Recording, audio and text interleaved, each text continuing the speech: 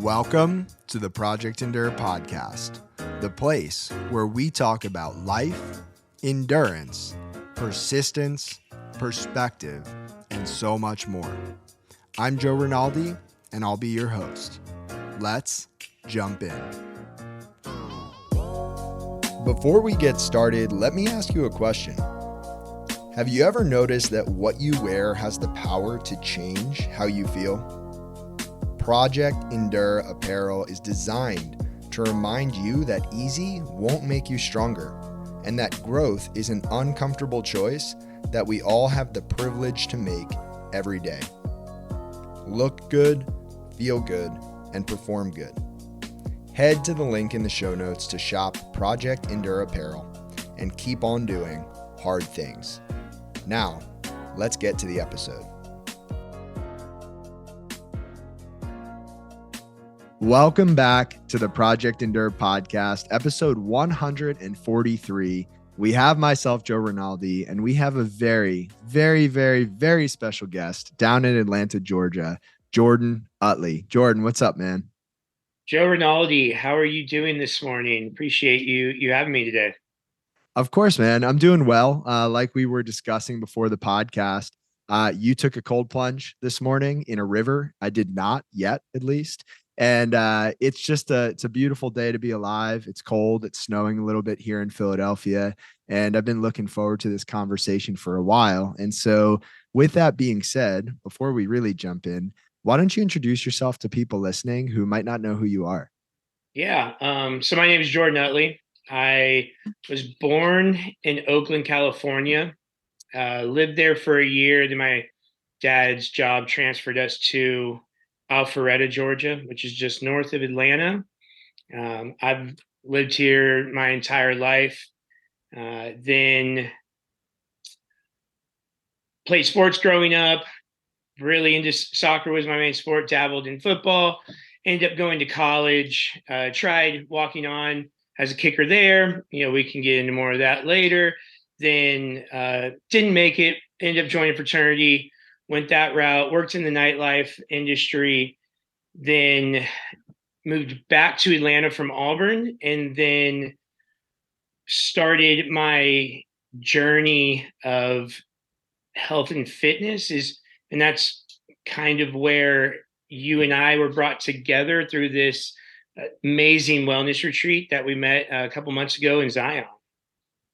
Yeah, man. And actually, on that note, one of the stories I wanted to open with and then get your thoughts on was one of the experiences we had in Zion. And so, the cover photo for this episode is a picture of you with some tears coming down your face. This story involves some tears. I know we're going to be deep and vulnerable today, but, everybody was doing breath work, and we there were a couple breath work sessions, and I was helping to facilitate. So I was sitting off to the side with my eyes open, and I'm scanning the room, and you can tell that people are starting to get emotional. Everybody has something covering their eyes. I believe you had a t-shirt over your eyes.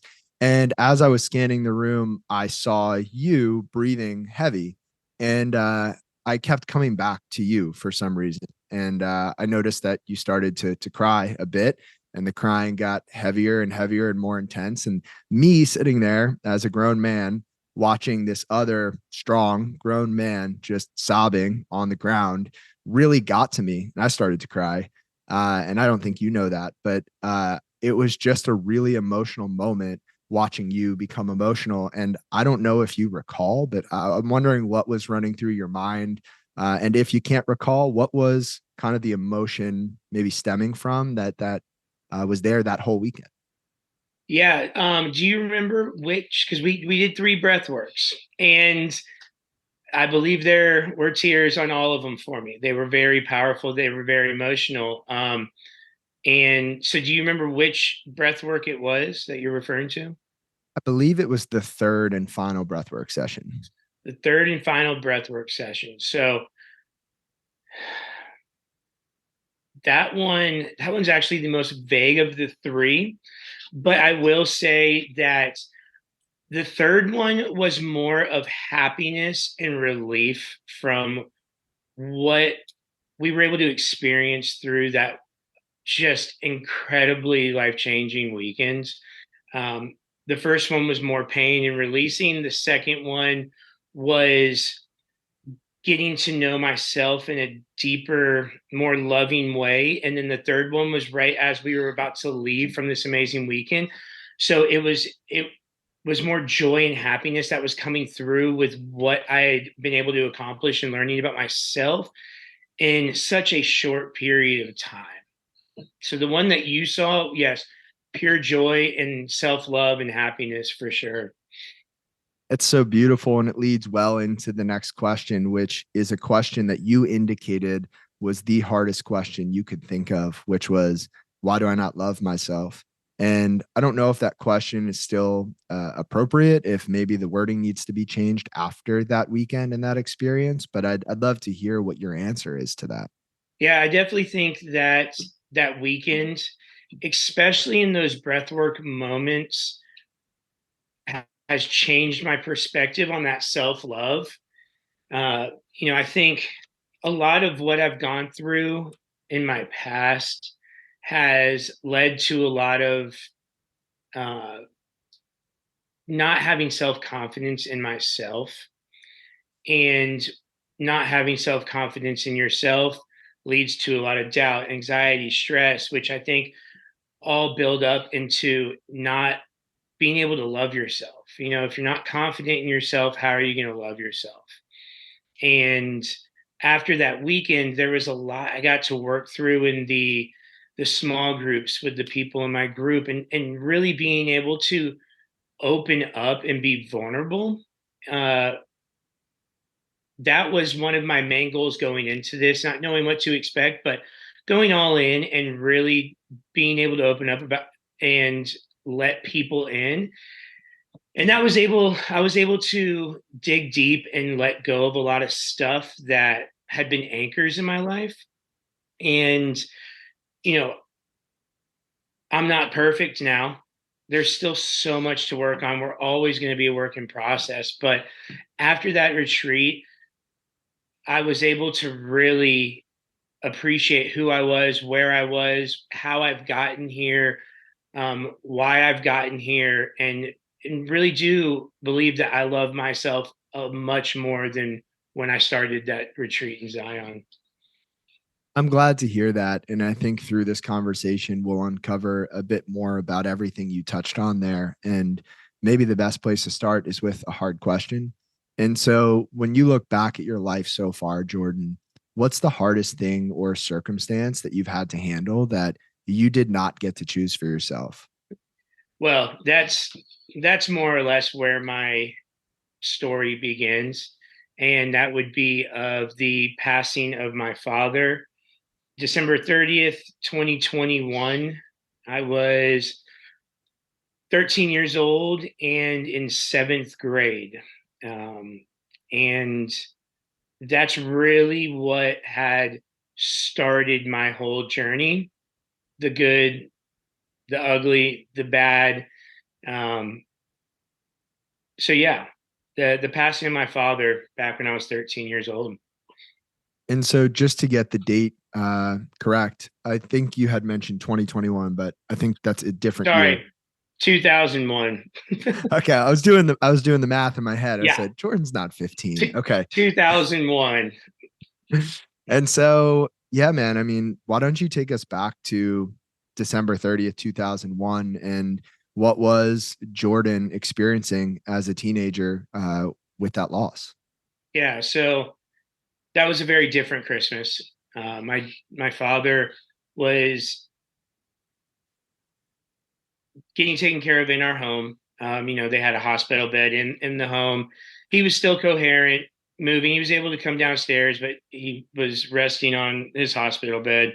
And his last wish for Christmas was to have all of our family come from California all over the country to spend one last Christmas. And I remember us sitting at the dinner table and him just thanking everybody for this amazing Christmas and everybody to financially and take the time to come out and visit him. And then the next day on the 26th, he went unconscious, was still alive, but non-responsive and sitting on that bed for 4 more days, to where we could talk to him, but there was no verbal cues, no mannerisms, nothing. We knew he could hear us, but um, he wasn't able to communicate back. And he had fought for 2.5 years, and I think that it finally caught up to him and wasn't able to fight anymore. So he got his last wish with having our family together that last Christmas, and um, couldn't fight any longer. And he, like I said, he battled for about 2.5 years of bone marrow cancer. Um, yeah. So after that loss, I mean, what were you experiencing? What were you thinking? What did the grieving all look like? And you can take us as far into the future as you'd like, but what was it like from that moment?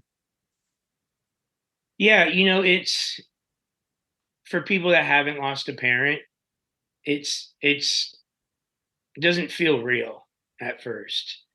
Especially at that age. You can comprehend. At 13, I was able to comprehend that he was gone, right? But as a 13-year-old, I wasn't really thinking, oh, what's this? How is this going to affect the rest of my life? We're not forward thinking at that age, or at least I wasn't.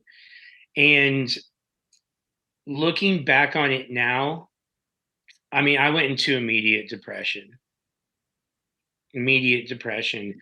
I immediately started to get in trouble. I mean, I remember in school, I was constantly having to go to the principal's office for acting out, and uh, I realize now that I had a really tough time with authority from adults. And I don't know how that's directly correlated, or if it is, with the passing of my father, but there has to be something tied with that, because I've always had a problem with authorities when I was younger, and then started hanging with the wrong crowds in late middle school, and just started sneaking out of my house, just doing things that I knew I shouldn't be doing. And I feel so bad for my mom, because she was literally, my mom and sports were the two saving graces of my life to keep me on track and allowed me to get where I am right now, because my mom was so strong with me and my brother, and being able to provide for us, and figuring out how to navigate me acting up, getting in trouble, refusing to go to therapy, like not accepting that something was wrong with me, as far as like dealing with my dad's passing. uh and then what so her and sports were really the saving grace. If I didn't have those two things, I don't know where I would be. I know I wouldn't be sitting right here with you on this podcast right now. But yeah, I definitely leaned into acting out and just going against what I was supposed to be doing. I was lost. I had no direction. I wasn't dealing with it well. I was all over Mm. the place. If you could go back and talk to Jordan from that time period, is there anything you think you could say to convince him to not act out, to hang with the right people, to be a better son or do better things? There's a lot to that question, right? Uh, I would obviously love to tell him that it's going to be okay, and to go get help, to go talk with somebody. Um, I actually didn't even do that until about the last year and a half, 2 years, where all the real growth and development has really started. So yes, I would love to go back and tell him, hey man, it's okay to go talk with somebody. And even if you don't think something is wrong, it's just a safe place to go talk. And one of the other massive things that I've learned this year is that even though my dad's not here, he's still proud of me. I found that over my life, I have been trying to prove something, and it wasn't making me happy when I had accomplishments in sports. And I have finally come to realization that I was chasing to make my dad happy and proud, and coming to the realization now that he is proud, he is happy, he is cheering me on. So I would go back and tell my younger self that in these moments of accomplishment that my dad was proud of me. So when you are in that season where you're with the wrong people, not doing great things, and maybe someone could have told you these things, maybe you would have listened, but there's also a chance you wouldn't have. And sometimes I think we need to go through things on our own in order to get to a place where we're willing to accept help. And so you didn't accept help at that time and you kept moving forward. What did it look like to go through high school and beyond? And how do we bridge the gap between where you were at that time and where you are today? Yeah, so like I said, sports was a saving grace for me. It kept structure, it kept schedule, it kept me active, which I know now is so important for my mental health. Exercising, having something where our heart rate gets up, our breathing gets up, and so sports was a very important thing for me. Played club and high school soccer, then dabbled in playing some high school football as a kicker, and then which then led into playing some running back in high school. But there were definitely some outside influences that were starting to creep in. I got introduced to alcohol. First time I drank when I was 15 years old, and I remember it as clearly as I can remember. That it was enough to get drunk at that point, and didn't think much of it. It didn't spiral out of control right off the bat. But my first time getting introduced to alcohol was 15 years old, and then I started to have an identity, not crisis, but trying to figure out who I was outside of sports.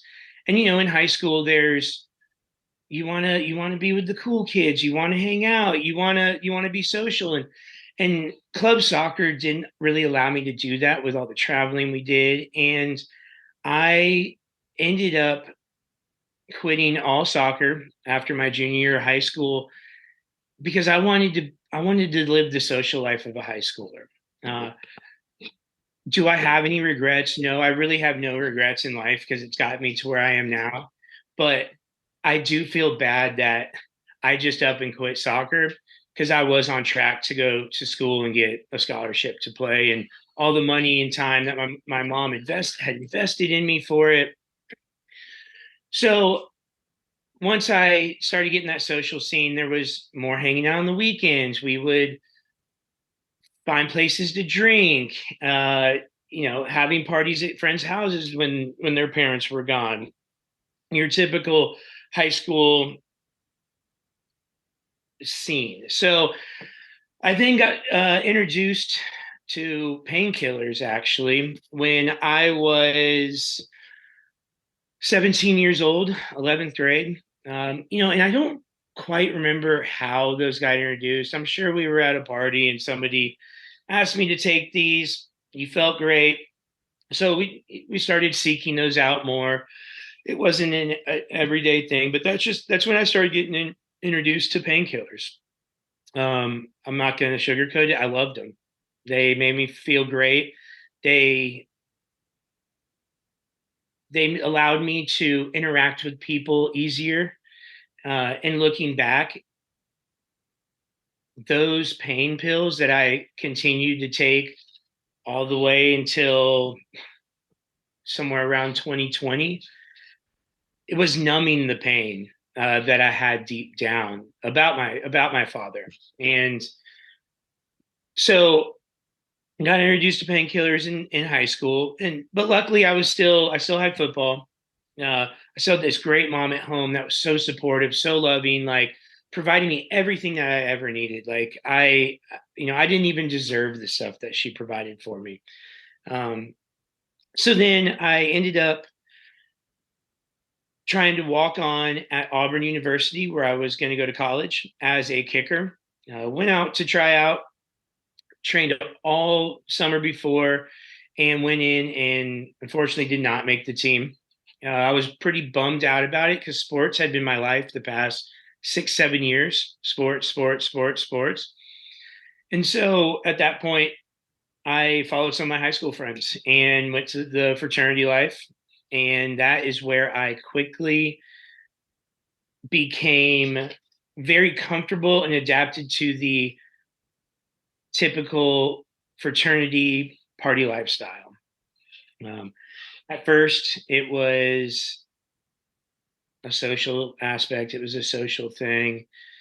And then actually ended up moving into my fraternity house my freshman year of college, which isn't usually the norm when you're joining a fraternity, but there was an extra room. I ended up moving in there.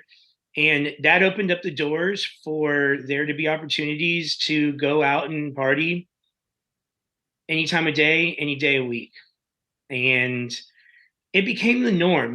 I went from being in sports for so long, and that was my life, to partying. So, in my eyes, drinking and partying was what you did in a social aspect. No matter what it was, if there was a group of people, I was consuming something to alter my mind, suppress the pain from depression from my father.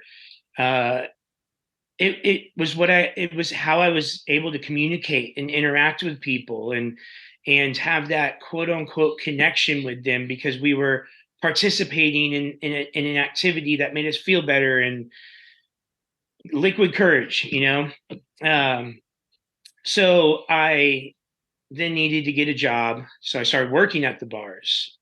You know, what better than to feel it even more and be able to get it for free and be that friend. Oh, I have a friend at the bar. He can get us drinks. And so, you know, it it started it started this false realization of what friendships looked like. And I did have great friendships in college, but then there was also a lot of these fake friendships that took place in the nightlife industry and being behind the bar and then hanging out with people outside of that I worked with at the bar. And it was a lot of fake relationships. And when I look back on the 12 years I was in nightlife, I had a lot of fake relationships in my life. I also had a lot of great ones, but I had a lot of fake relationships, a lot of negative energy, a lot of just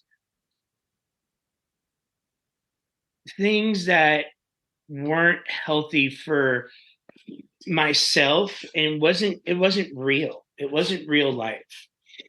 Um, so after we'll back up a little bit. After my freshman year, I hadn't this is the first full year I hadn't had sports in my life since middle school. And I wasn't working out. I wasn't healthy. I was eating Taco Bell 5 nights a week at 3 a.m. I went from 200 pounds to 225 pounds in 1 year. And you want to talk about not having confidence, like that is where the exponential curve started with not having confidence in myself. I went from being in very good shape in high school, worked out all the time. I mean, to going to gaining 25 pounds and being the most unhealthy I've ever been in 1 year. So,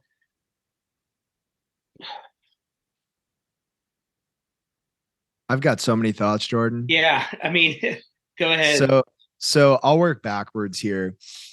Episode 40 of this podcast, I had a guest on. His name's Bam Lionheart. And we had a great conversation. One of the things that he spoke about that stuck with me all these episodes later is just the depth of relationships and how he knew how people weren't truly there for him. And in his case, he was getting rid of most of his possessions. He was going to travel the world with a backpack. And so he invited all of who he thought were his friends over to his house, filled up his garage with his possessions, and said, "Come over and take what you want." And he said there were two kinds of people. One kind of person came, gave him a little high five, a fist bump, and then took 20 things and left. And then the other kind of person came up to him, talked to him for a while, gave him a big, meaningful hug, and said, "Hey, is it all right if I take one thing and care for it while you're gone?" And he realized that he thought he had a lot of friends, and he really had, in his words, a lot of snakes and a few friends. And it's interesting that you have this realization looking back that all these people who you thought were real friends maybe weren't there for you, but for something they could get from you or through you or by being around you. And that's a realization that I think a lot of us have at various points of our life, not just in nightlife, but just in general. And so that's one thought.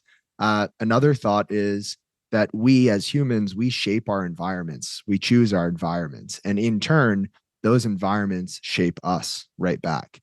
And it sounds like through this long season of your life, both before nightlife and in nightlife, you are choosing these friends, these settings, these places, and people that were then in turn shaping you right back, maybe making it even harder for you to change in the way that deep down you knew you wanted to change in.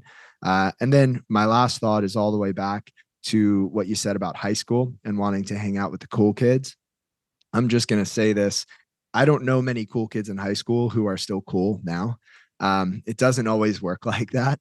And I think there's a reason because what's crazy right now ends up becoming cool later on.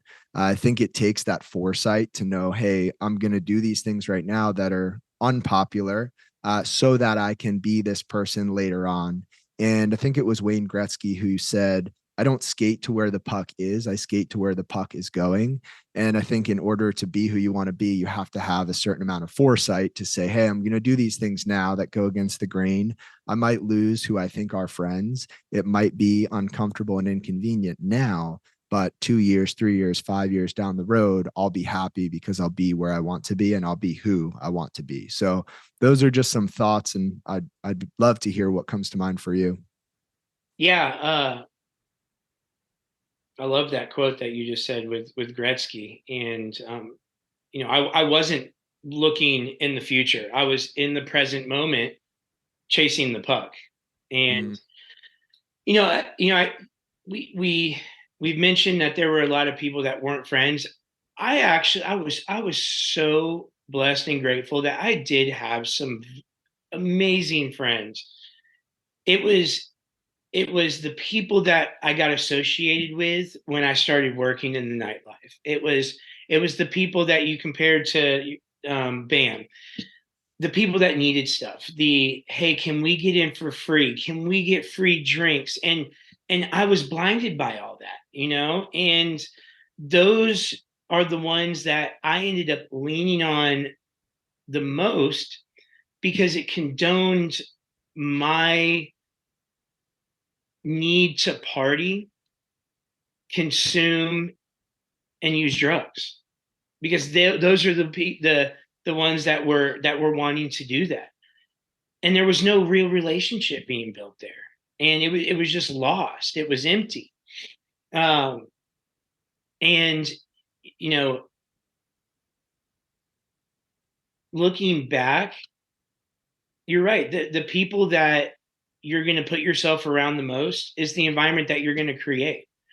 And we'll fast forward to when I got out of nightlife in 2020. I didn't have those people anymore. Well, one, everything was shut down.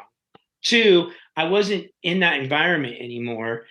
And it was crazy how quickly a lot of those things started to drop off as far as how much I was drinking. And then by that time the drug use had luckily had gone down drastically. But I wasn't seeking out to stay out late. I wasn't seeking out to go out on a Thursday night because I didn't have those products, those types of people in my environment to create that environment. And so, in a way, it sounds almost as if COVID combined with that shift away from nightlife was a positive catalyst for you in terms of changing the trajectory of your life.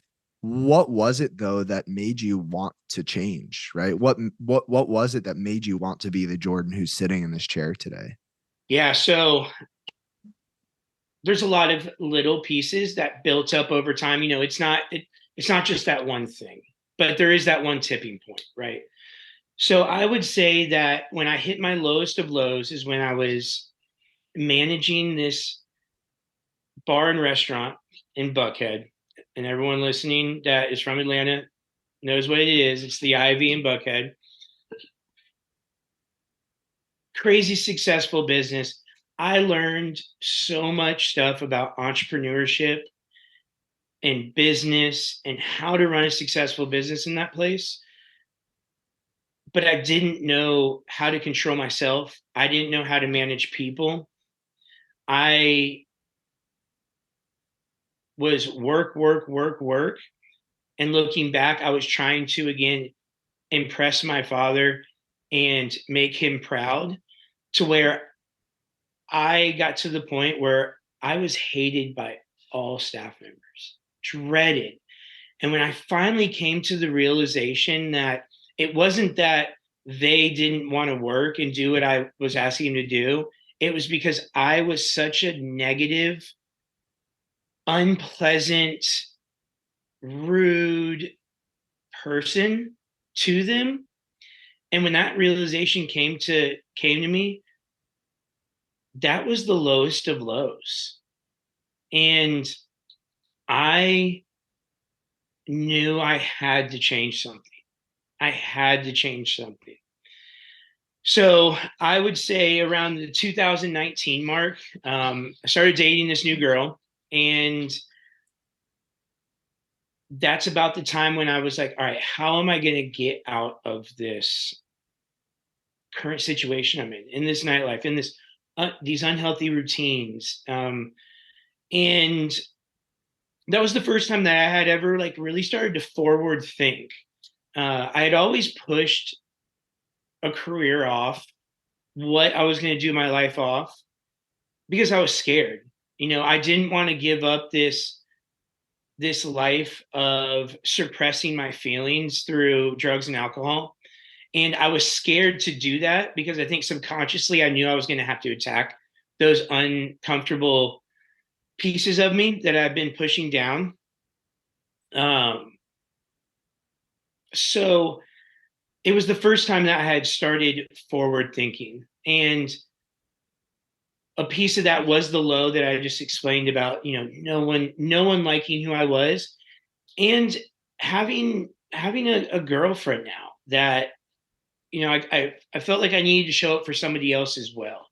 In hindsight, I still needed to show up for myself. So 2019 is when the realization and the journey really started to take place. It wasn't hit the ground running. It was just I was aware of it. I knew it needed to come. And so I'm sure we'll get into some of this in a little while here, but I'm curious because I know other parts of your journey. What role does running play in all of this, and where does running come into the picture for you? Yeah. So in 2020 is when I finally, during COVID, people went one of which way, right? They either got outside and got active or they got very unhealthy. I fortunately was one that took the let's get healthy approach. I ended up losing 20 pounds in 2020. I got back down to like 205. So I was feeling much more confident about that. And, but I was inconsistent. I didn't really know what I was doing. I was counting my calories, but I still had a lot to learn about the health and fitness section. The next year, in the summer of 21, one of my best friends, Watts Dantzler, at the time I had not been in touch with him. And he was posting on his social media about him and these guys meeting every Tuesday and Thursday morning at 4:15 in the morning, running either 5 miles or 10 miles. And I remember every Tuesday and Thursday morning, I was waking up at 8, 9. I was watching it and I'm like, I cannot wrap my head around what they are doing, but it caught my attention, right? Caught my attention. And so I kept watching it. I kept watching it. And I had this overwhelming calling that I needed to go out there and run with these guys. And I didn't know why. It was before I was focused on doing hard, challenging, uncomfortable things. There was just an overwhelming uh, feeling that I need to be a part of this. So I worked up the courage on myself. I started running and I worked up to like 5 miles that I could run by myself. And I text him, I go, hey, Watts, I know it's been a while, but I want to come out and run with you guys. He's like, come on down. So I come out, I'm nervous as can be. I got up at 3:15 in the morning. I'm like, this is absolutely insane. And I went out and ran 10 miles with these guys. And the conversations in that first run had such a profound effect on me that I didn't miss a Tuesday and Thursday for months. Waking up at 3:15 in the morning, starting to run at 4:15 and running 10 miles with these guys. These individuals, particularly Watts Dantzler, Brogan Bannister, Matt McGardo, and Hunter Thompson, those four have such an important role in my life. And they looked like me. They didn't have the runner's bodies. They were bigger guys, but they were talking about running 50 milers and running 100 milers. And Hunter Thompson at the time, I can't remember exactly what it was, but he had a child on the way, and he was running 10 miles a day for like 60 days straight. And I'm like, I don't understand how this is possible, but it kept drawing me in. It was the support, it was the energy, it was the conversations that I had been yearning for years and years. The group and community that I never knew I needed. And so like I really will say that Pass the Torch Running Club, located at Dunwoody High School, we still run every Tuesday and Thursday, saved my life and got me on track. And that is how my running journey started. So I'll just over 2 years ago.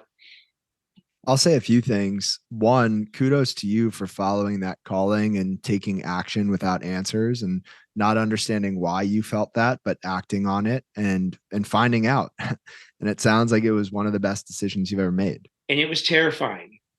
It was so scary. Yeah.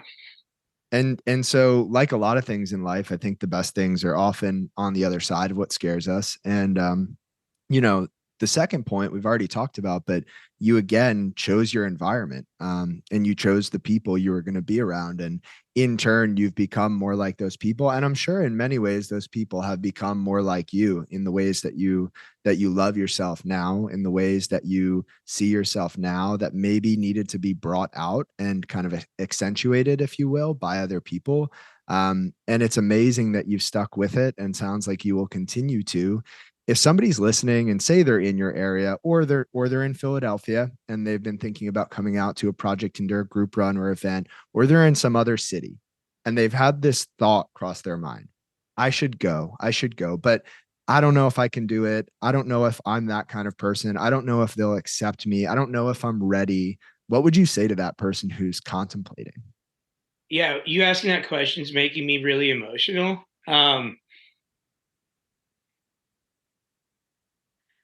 Because of what the running community has done for me, and I know you know this because you're so ingrained in it, but it is going to be scary, right? You don't want to be the kid picked last and the kid in the very back keeping up because you don't think you're going to be able to go as fast as everybody. But I promise you, there is a type of running club for you. And what I have seen with all running clubs, there are always going to be those people that will hang back with you. And it's okay to be nervous, but that's what I love about our Tuesday, Thursday runs. When new people come and they're scared, they're like, well, I don't know how fast this time. I'm like, look, let's just go out and we'll just jog. If we need to walk, like, let's do this together. So I encourage anybody that's been on the fence about going to join a running community or any fitness community at that, Mhm. do it. Do it. Like, it's going to be the best decision of your life. I truly believe that our health and fitness is the absolute foundation for the best version of ourselves and the way we can be the happiest in our life. I agree with that. And with all of that being said, one of the questions that I ask everybody, and I think is appropriate for right now, is right. We started with what's the hardest circumstance you've ever had to handle, and that was the loss of your dad, and that has led you down this path all the way to right now. When you look back at your life, and let's say outside of what we've already talked about, because you did make a lot of hard choices, what's the hardest thing you've ever done on purpose? And is that in the world of running or is it unrelated to running? Yeah, I mean, the hardest thing I've done on purpose definitely took place this last September. I ran the Georgia Jewel 100 miler up in Dalton, Georgia, on the Pinhoti Trail. If you're not familiar with North Georgia, it is very mountainous. The race was 100 miles with 15,000 feet of elevation gain and loss, and took place and finished it in 30 hours and 30 minutes. Uh, and to backstory that just a little bit, I attempted the same race in September of 2022. And the reason I even tried that wasn't because I was training or knew what I was doing. It was because those guys I was running with convinced me, Jordan, you got this. Let's go do it. Let's go do it. So I went out on a whim and dropped out at 52 miles. The longest run I'd ever done was one marathon, and was able to push to 52 miles. And after that race, seeing people come across the finish line, I was determined to figure out how to do a 100-mile race because I'm seeing people finish it. And that's what I dedicated my whole 2023 to, was to intentionally and purposely running 100 miles, and was able to accomplish that this past September. Congratulations, man. Thank you. It's a testament to your drive and your dedication and your hard work. And I'm wondering two things. What was the hardest part of that process from 2022 to 2023 in terms of training and preparation? And then during those 100 miles this past September, what was the hardest part of the race itself? Yeah, so I think the hardest part between from the 2022 race to actually training for the actual race was there were lots of sacrifices, as far as not being able to go out to dinner with friends on a Friday night because I had a 4 a.m. run on Saturday morning. And with that, I I don't know how many times my alarm went off before 4 a.m. in 2023, but it was at least 3 or 4 times a week where I had to get up before 4 a.m. to go do a 6 hour effort, so I could still continue with what I needed to do in my daily life.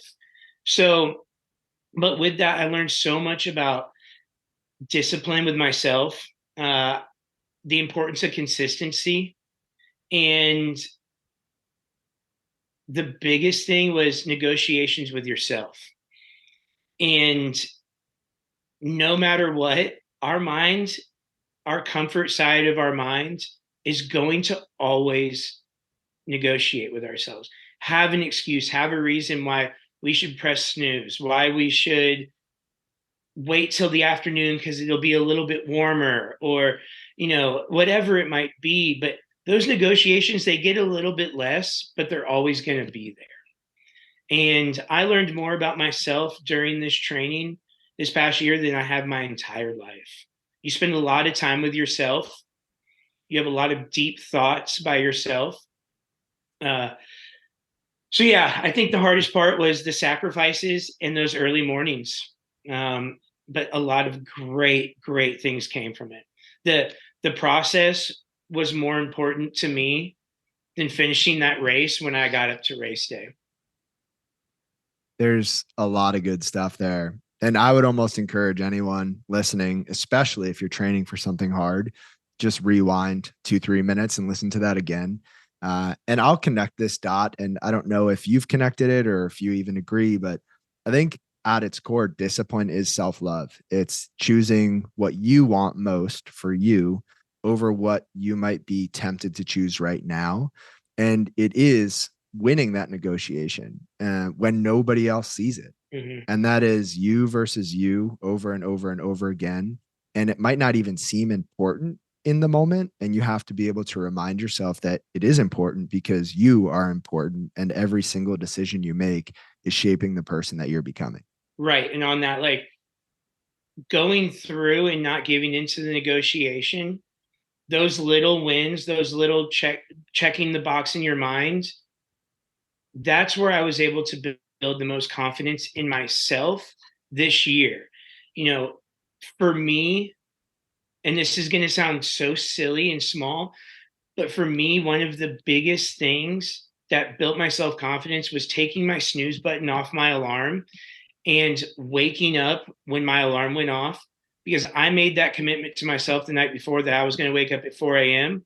And if I hit snooze, I'm already starting with a loss for the day.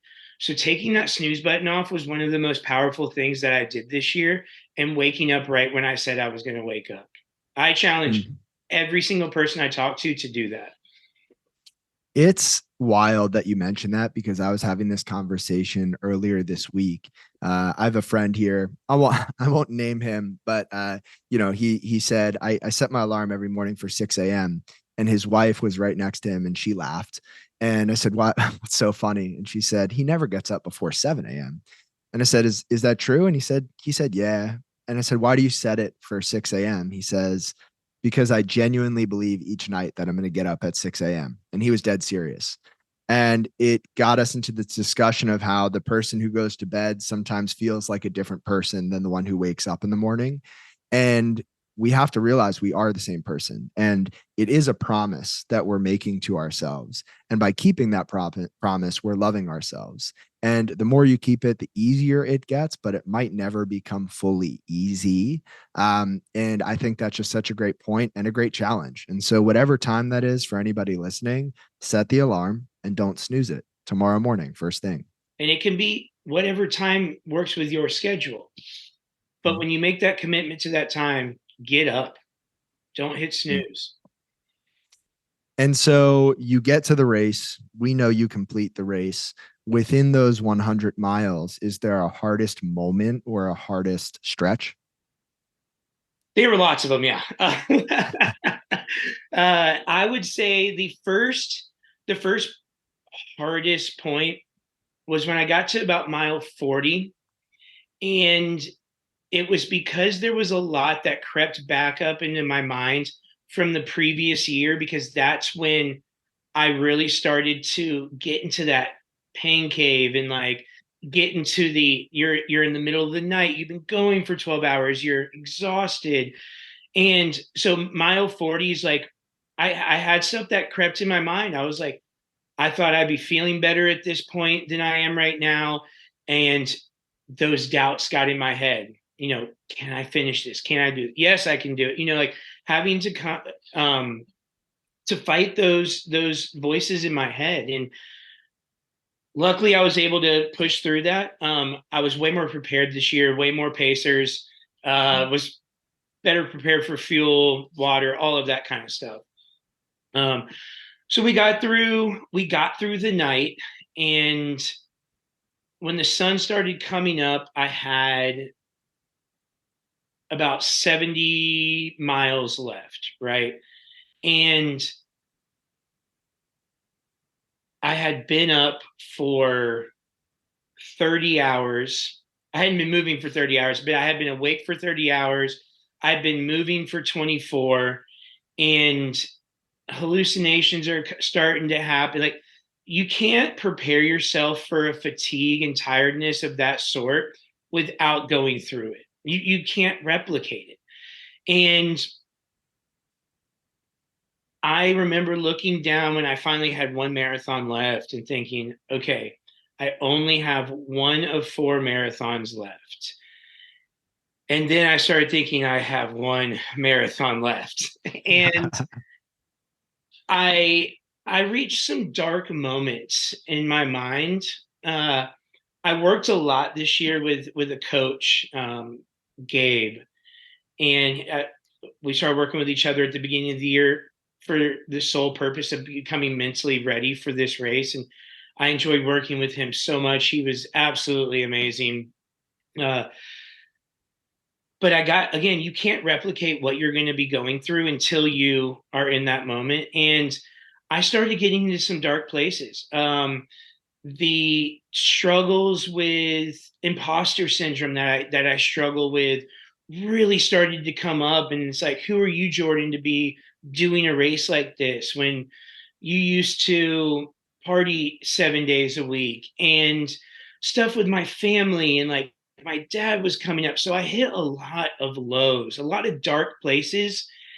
And I had to lean back on the mental training that I'd done all year, the reasons why I had been waking up at 4 a.m. 5 days a week, and get back to my why, and my why to overcome that. Like, my knees felt like they were about to shatter.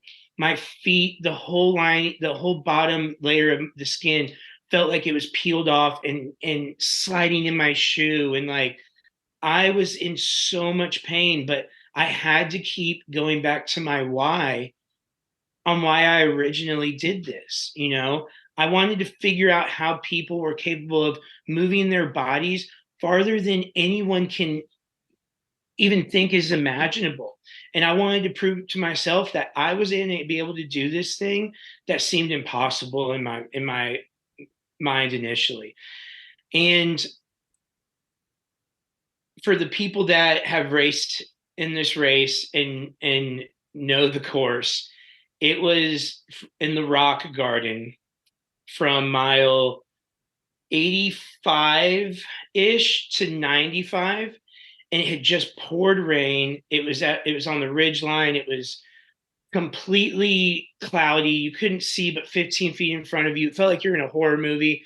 Everything looks the same and you never think you're going to get out. And I just had to keep pushing one foot in front of the other, one foot in front of the other.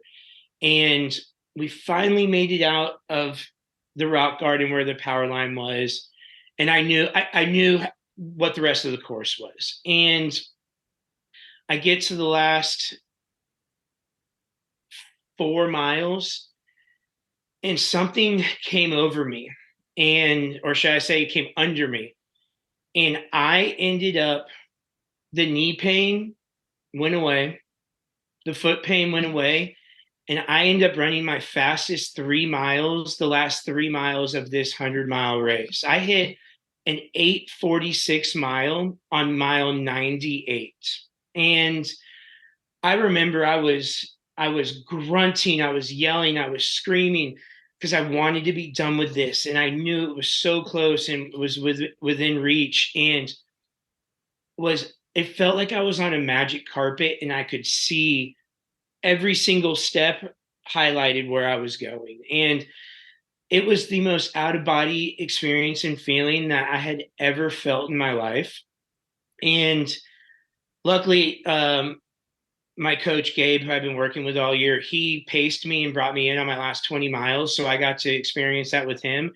And he was able to see that from an outside perspective. And since then we've talked about it and what happened. And he was able to help me get across the finish line. And man, when I got across the finish line, I had so many emotions times 100, and just broke down crying. It was the most proud I've ever been in myself.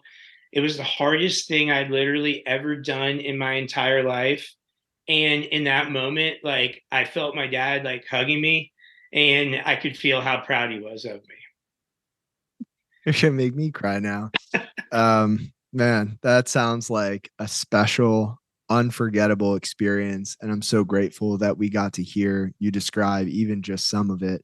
And, clearly something like that requires endurance. And this is the Project Endure podcast. And so, having gone through that race, having lived your life to this point, when you hear the word endurance or endure, what does that mean to you? Endurance to me includes grit, includes your why. Like, why are you trying to endure that current moment? And when you think your body's done, we've only begun to tap into what our potential really is. So Mm-hmm. when you feel that moment of wanting to stop and your mind's telling you to stop, your body's telling you to stop, that's where the endurance comes in and pushing through those comfort blankets. Mm. I love that. It reminds me of a Frederick Nietzsche quote who said, "He who has a why to live can bear almost anyhow." And I think a why, a reason, a driving force is so important for endurance, like you said. And I'm curious, just knowing more of your story now, at what point throughout your story or your life so far did that why become apparent to you?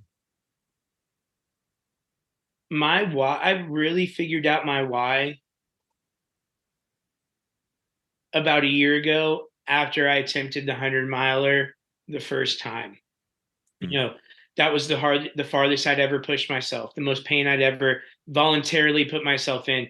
And it opened up a lot of doors in my mind, and it gave me a clearer picture of what I wanted in life and why I wanted that in life. And realizing my why is to help other people push farther than they think that they're able to push themselves. There's so many beautiful things that can come out of getting out of your comfort zone and doing uncomfortable and things and attacking uncomfortable things on purpose. And so, one of the ideas behind this podcast is that people are listening to this in all different places and seasons of life. And some of those people are going through hard things that they didn't choose. They got sick, they lost a loved one, they lost a job, they're affected or afflicted in some way that they did not want. And I'm a firm believer that hard is relative and that there are two kinds of hard. There's the hard that we choose and the hard that chooses us. And both types of hard are incredible opportunities for growth if we choose the right perspective. And I'm wondering for you, when you look back at losing your dad, how we started this podcast on December 30th, 2001, can you find good in that? Can you look back and say, I am such a better person, or I am in a way better than I could have ever been otherwise because he's no longer here? And I know that's a hard question. So take your time with that. No, it's not that difficult because I've given it lots of. I've spent a lot of time thinking about this, and the answer is I do understand now that all of those things were building me up to the place I am now. And actually, let's go back to the breath work for the Zion retreat. And in breath work number two, when I was in such a deep meditative state, I was able to see every single event that has taken place in my life from when I was in that moment of breath work all the way back to when my dad passed away and all the way back up.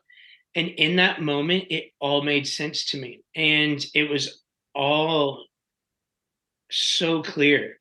And yeah, so I don't regret anything that I've ever done. Do I wish some things might have been a little different? Sure. But every single decision, every single mistake, every single thing that had taken place in my life has built me up to the person I am today. And I'm so happy and grateful for that. Now, someone is listening to this podcast, maybe not at that point yet in their own life. They still haven't connected the dots, and maybe they're still wishing some things were different. To that person who's in a dark place, a tough spot, not sure how to make sense of all of this, if you could give them some encouragement or just speak to them right now directly into their ear, what would you say? Don't give up. Don't give up. Even if we're pushing forward and it doesn't seem like anything is going our way or is going in the direction we want to, you're eventually going to break ground if you're genuinely pushing forward. You're going to, it's inevitable. And then with that, if you don't have a support system or people that you can talk to these things about, go out and search for them. Kind of back to the running community. And like, I have just found the importance and how important it is for me to be able to like talk with people and just not, they don't necessarily even need to have an answer for me, but just to hear them out. It's so important to me that people are living a healthy and happy life, but have somebody that they can talk to. No, I'm not a therapist. No, I'm not uh, educationally trained, but I know how to listen. I can help listen to somebody. And, that's what I want to do to help other people. So my advice would be don't give up. Even if you're not seeing any progress with what you're working on, you're eventually going to break through and find a community or a group of people that you're able to open up to. Great advice. And I would also just add in different words, just because it's taking a long time doesn't mean that it's not working. And I think some of the best things in life, and you can see this in nature, take a long time, right? Things have to happen beneath the surface. And there's a lot of pain and resistance, maybe to even break through the surface, but all that work will not go wasted because of the person you're becoming through it and the places it'll eventually take you. And so, I mean, Jordan, I'm so grateful for you sharing your story and for being open and vulnerable. And before we wrap things up, is there anything else that we haven't touched on that you'd like to add for the listeners? Well, I am so grateful that you gave me the platform to talk about it. It's I feel that it's part of my purpose to share this with people because I have a background that I think a lot of people in this world unfortunately can relate to. Mm. And I just want to give hope that, even if you are in these lows of drugs and alcohol and partying and depression and not feeling like you're not confident in yourself, like you can come out of it. You really can. It's not easy, but it's worth it. But we touched on so many amazing things, and